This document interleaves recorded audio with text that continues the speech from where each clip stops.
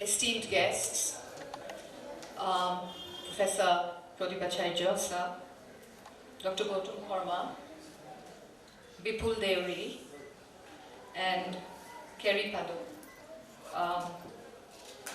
the hallowed circle of poets, poetry lovers, writers, and invited guests, and of course the organizers of this Grand Poetry Festival of the Northeast, ladies and gentlemen.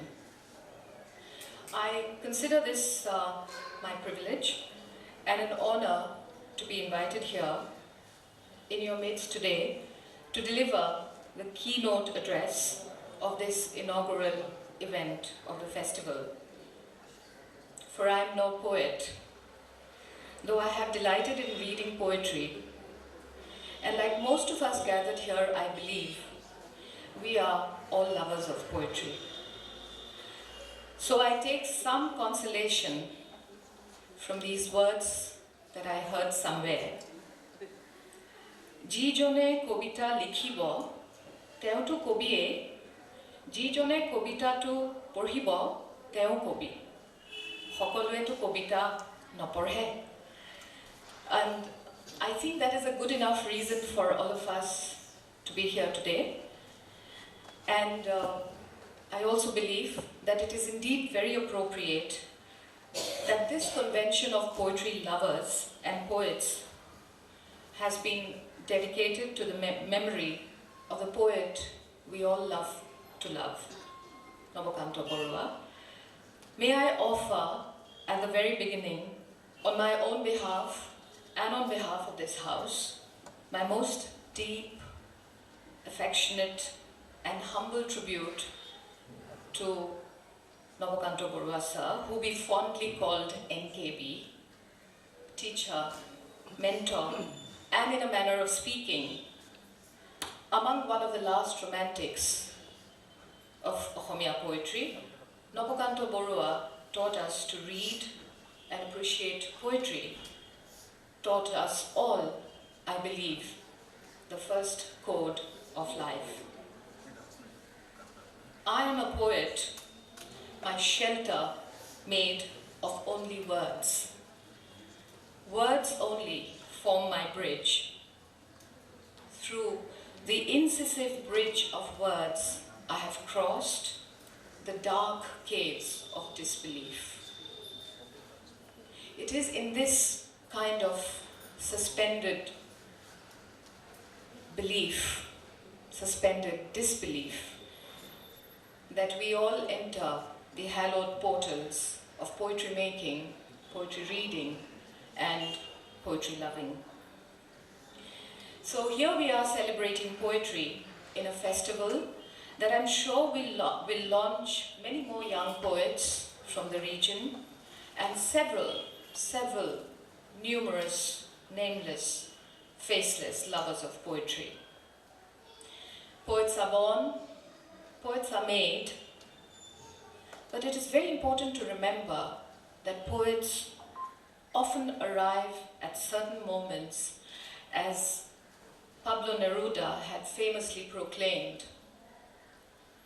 And it was at that age poetry arrived in search of me.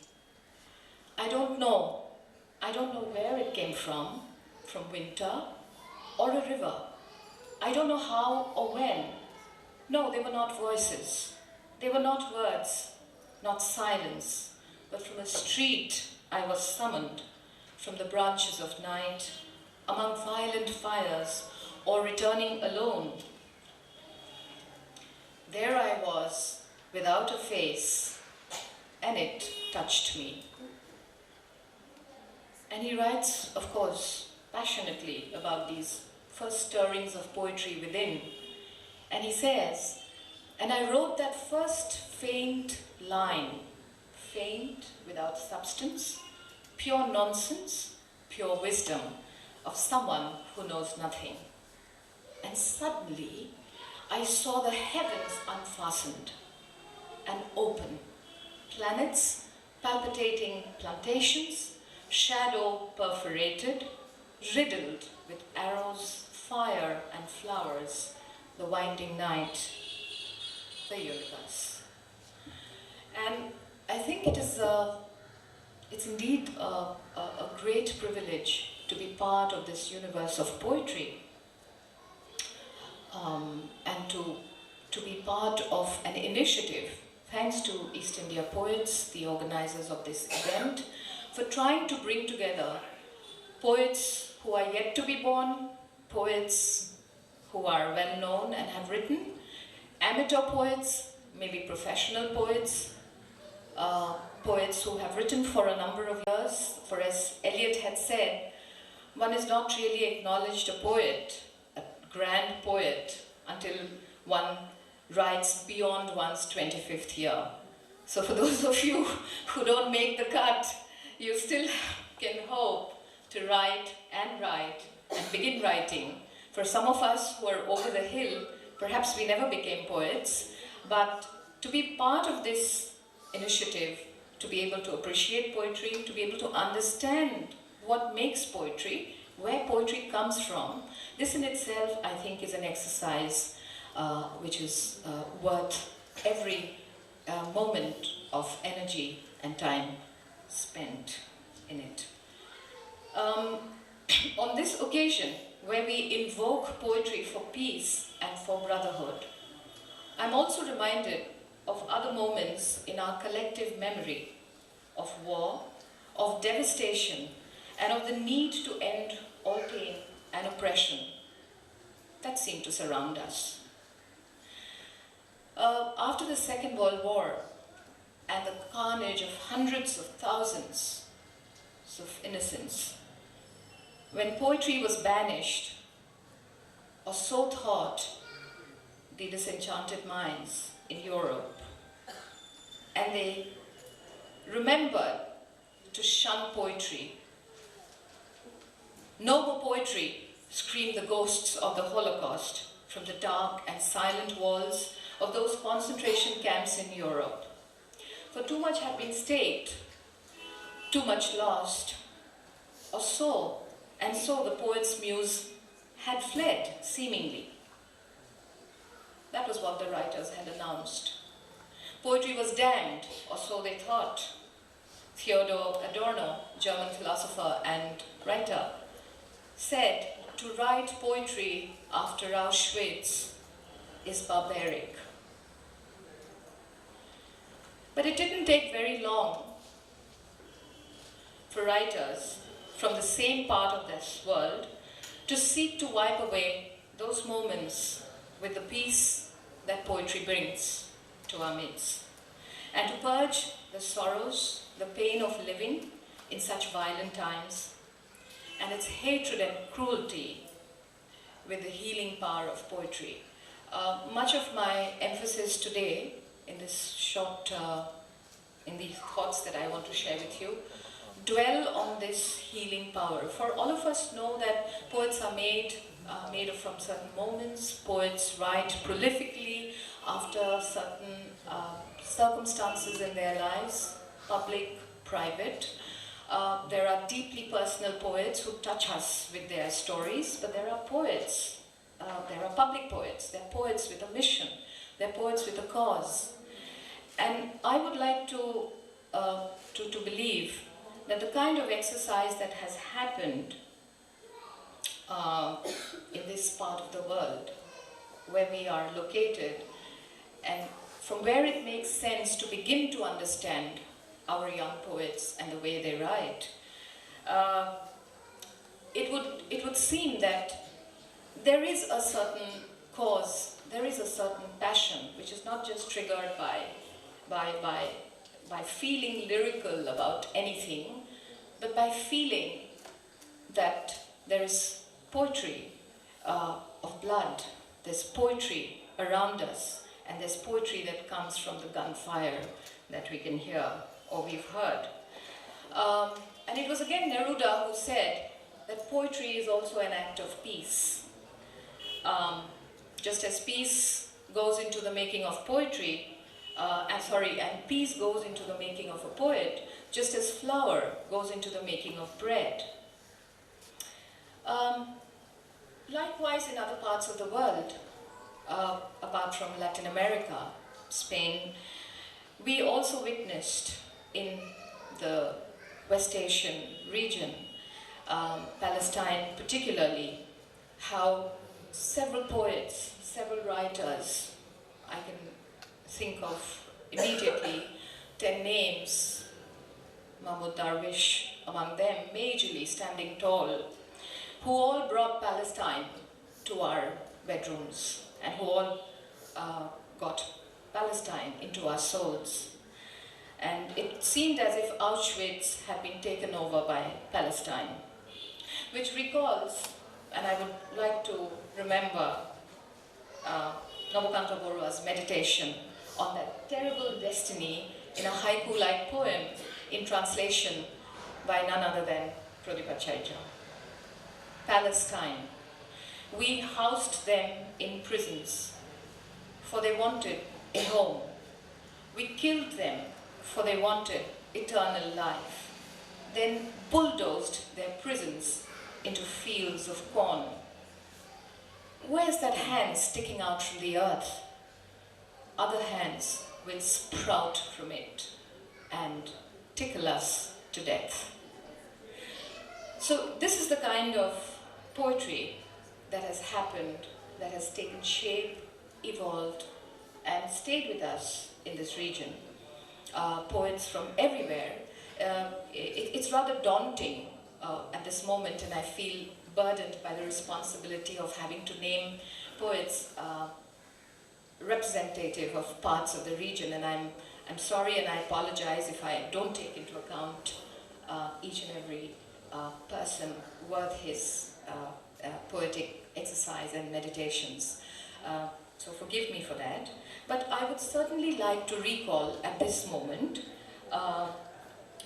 the efforts, and this is a connection that perhaps Cotton University, the erstwhile Cotton College, has with a persistent literary kind of endeavor, which has been the hallmark of the literature and language departments of the institution, and more importantly, which has touched the larger public life of the region. So I'd like to take note of the efforts made by the erstwhile Cotton College and its robust literary societies in the 60s and 70s. Two former editors of the Cottonian happens to be the journal published annually by the Cotton College students, a tradition that has lasted as long as the institution itself, who took upon themselves the novel idea of publishing a poetry magazine. This was the late 60s, I think 69 or early 70s, perhaps, as one of the poet editors, Sri Jyoti Prasad Saikia, recalls. Printed from a small press in Silpukuri in Guwahati, called Imprint, owned by his family, Jyoti Prasad Saikia and his college mate Arkendu Borua, both of whom later became journalists or started their professional lives as journalists, called upon poets of that time, well-known, celebrated, and budding poets, to contribute to that journal, which they brought out as a modest 4-page publication. It brought in poems by Nobokanta Borua, Hiren Bhattacharjee, Biren Bhattacharjee, among others, and had contributions by the editors themselves, both struggling poets, as he puts it. Called Kobita, the journal was called Kobita. It probably survived until its 8th or 9th edition and was not strictly scheduled as a monthly or a bi-monthly issue.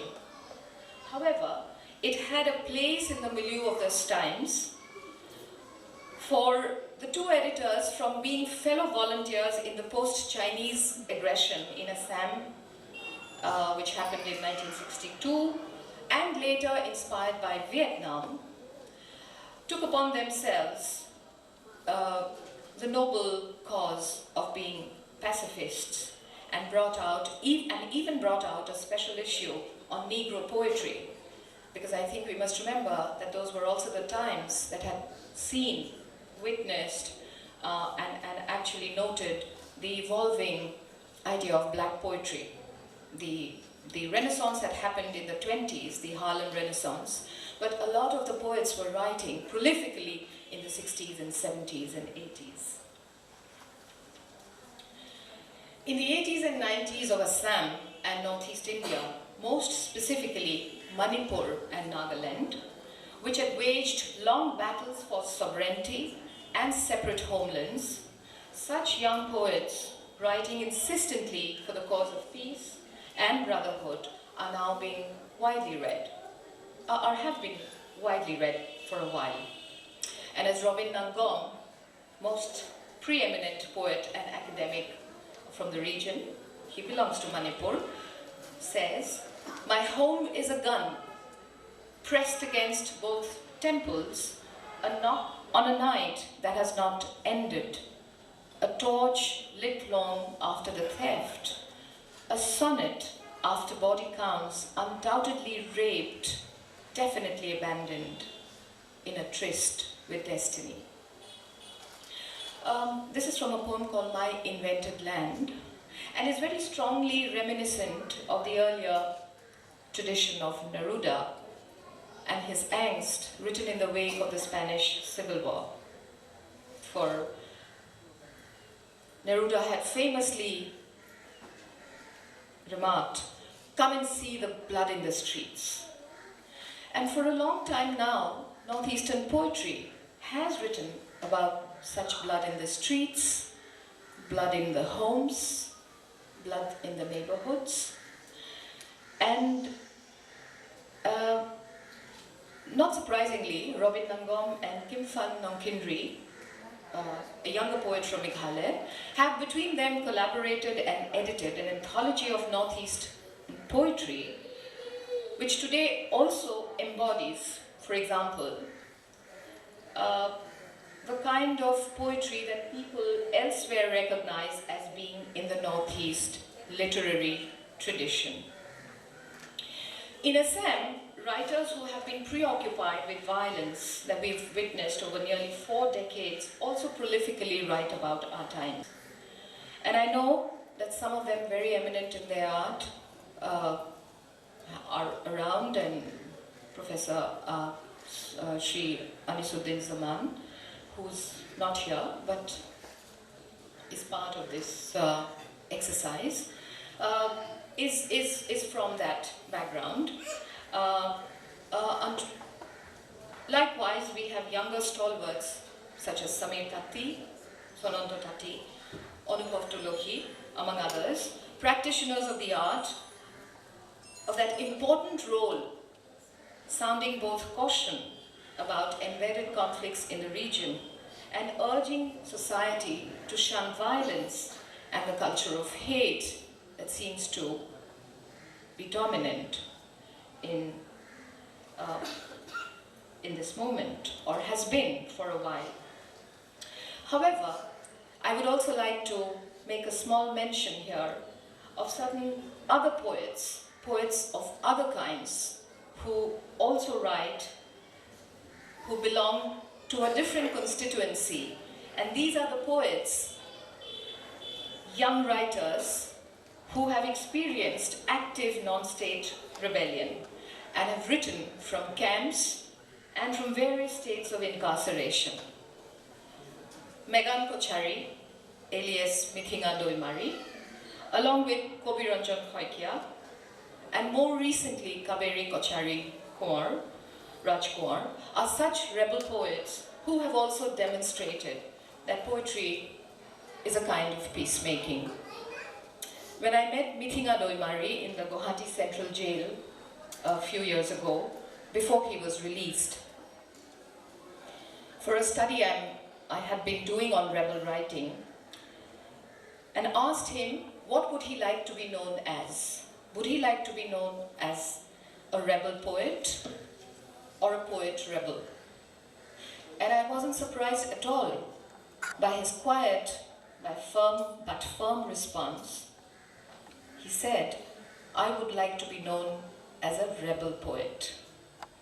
And that, I thought, was redeeming to someone who had experienced very young and right in the middle right in the midst of his immediate family, several instances of carnage, death, devastation, and extreme violence. So writing poetry with guns and melodies seems then to be the art from India's northeast, or has been for a while, much like the Latin American tradition, or perhaps South African poetry that came from the experience of apartheid. But I also wonder, is this poetry, after all, more potent and more loud than other voices can ever be? Should we ask ourselves, should we ask poets who write? Should we ask poets, should we ask poet critics? Should we ask young poets and emerging poets whether they write consciously as poets who need to talk of violence and peace, or is this always already implicit in our creative exercises? Is there something so insistently involuntary about this? Or on the other hand, is this a deliberate creative exercise? And this possibly can be a subject of debate over the discussions that are coming up probably over the next few sessions, today and tomorrow. I also remember when we talk about so much of poetry that has issued out of our contemporary moment, I also remember other poets from the region, for example, Mamangdai, Arunachal Pradesh, who, while not overtly writing about violence and about what has troubled the region, brings to the fore, brings to the table a very deep and unmistakable sense of what ails the region. And she says somewhere, small towns always remind me of death. And perhaps the young Arunachali poet here present in our midst could also dilate on what Mamang may have meant. For she says that we in the small town always want to walk with God. And I'm always sort of a little sort of not too sure about whether this is an a priori kind of state of mind, whether we understand poetry, whether we understand conflict before we understand poetry, whether we understand our agitations before we understand what it means to be a poet, or whether the poet is born before the moment. And that's a debate that we could take up. But everywhere, and this is where I want to bring together and not isolate the Northeast, and I want to kind of suggest that there is an intersection, there is finally a coming together of various poetries from the world, of various creative exercises from the world, whether it was in the earlier times, whether it was in the war, post-war periods, whether it is now, whether it is the times that are to come. There is always this consciousness about how the writer can undo what has been messed up. Polish poet who we all know and who we all, I'm certain all poetry lovers love, Szymborska, said, after the war, someone has to clean up. After the war, someone has to clean up. Things won't straighten themselves after all. Things won't straighten themselves up after all. So, to my mind, and for this occasion, the poet, the writer who writes out of this region from the Northeast, writing for peace and brotherhood, is also someone who cleans up a lot of mess, who tries to clean the slate, who would like to begin, or who would like us to begin, on a fresh slate once again. So I think in a sense the wheel comes full circle.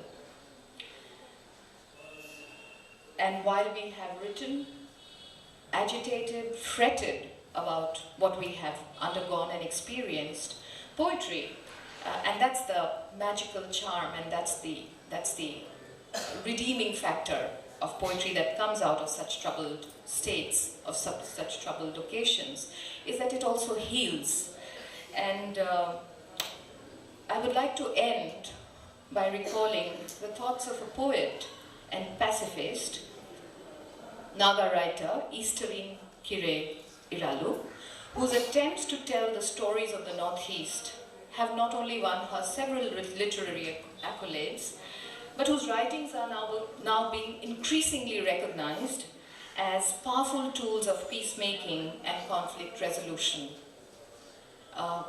Just 2 weeks ago, the Northeast India Studies Center at Jawaharlal Nehru University had hosted Easterine Kire's wonderful talk on how poetry is also peacemaking.